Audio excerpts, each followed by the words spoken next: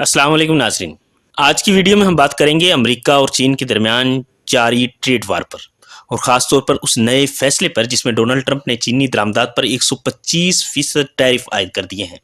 सवाल ये है कि इससे अमेरिका को क्या फ़ायदा होगा और क्या नुकसान।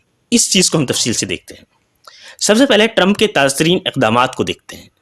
ट्रंप ने जो लेटेस्ट मूव्स लिए हैं उनको देखते हैं। 9 अप्रैल 2025 को ट्रंप ने ऐलान किया कि तकरीबन 60 ममालिक और यूरोपीय यूनियन पर लगाए गए रेसिप्रोकल टैरिफ्स को 90 दिन के लिए पास किया जाएगा और इन ममालिक की दरामदात पर अब सिर्फ 10% फ्लैट टैक्स लागू होगा। लेकिन चीन को इस रिलीफ में शामिल नहीं किया गया, बल्कि चीन पर मौजूदा 104% टैरिफ को बढ़ाकर 125% कर दिया गया, जबकि चीन ने भी अमेरिका की अशिया पर 84% रिटेलिएटरी ड्यूटीज लगा दी। अब इससे मार्केट का क्या रिएक्शन आया है, मार्केट का क्या रद्द-ए-अमल आया है। ट्रंप के ऐलान के फौरन बाद स्टॉक मार्केट्स में ज़बरदस्त इजाफा हुआ। S&P 500, ये 500 जो अमेरिका की स्टॉक कंपनीज हैं उनके लिए ये टर्म यूटिलाइज की जाती है कि उनमें S&P 500 में 9.5% का सबसे बड़ा सिंगल डे जंप देखा गया।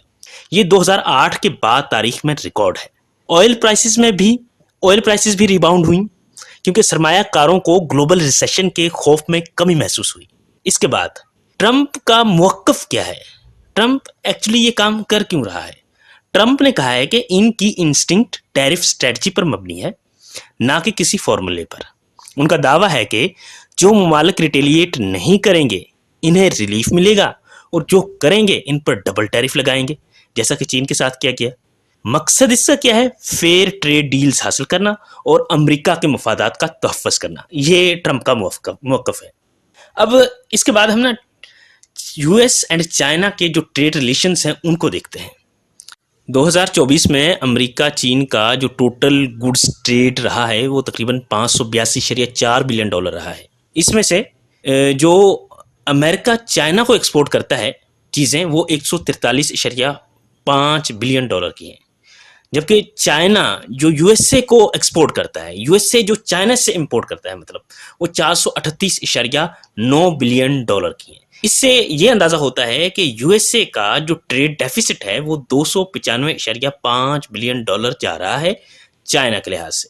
ये जो है ना 2024 के मुकाबले में 5.8% ज़्यादा है। 2017 में चीन की जो अमेरिका में इंपोर्ट्स जाती थी वो अमेरिका की टोटल इंपोर्ट्स का 21.6% था, जो 2024 में कम होकर 13.6% रह गया।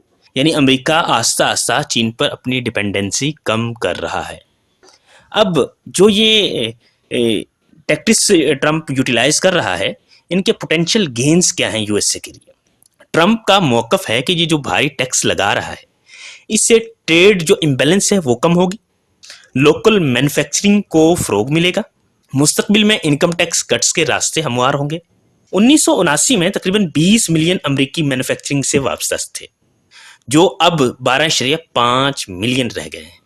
कुछ इंडस्ट्रीज जैसे ऑटोमोबाइल और स्टील वक्ती तौर पर फ़ायदा उठा सकती हैं क्योंकि गैर मुल्की कंपटीशन इससे कम हो जाएगा, ये चीज़ भी है फ़ायदे में।